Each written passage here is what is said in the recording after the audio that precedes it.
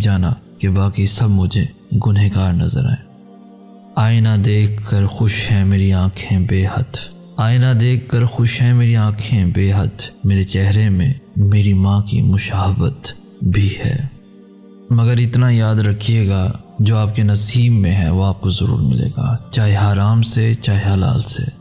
लेकिन अगर आप हराम से कुछ लेने की कोशिश करेंगे तो अल्लाह आपके हलाल की लज्जत ले लेगा। कुछ मियाँ बीवी पसंद की शादी के बावजूद बड़ी नाखुशगवार ज़िंदगी गुजार रहे होते हैं। कभी सोचा है क्यों? क्योंकि वो शादी से पहले ही सब हराम ले चुके होते हैं, जो बाद में उनको मिल ही जाना था, इसलिए उनके हलाल की मिठास ख़त्म हो जाती है।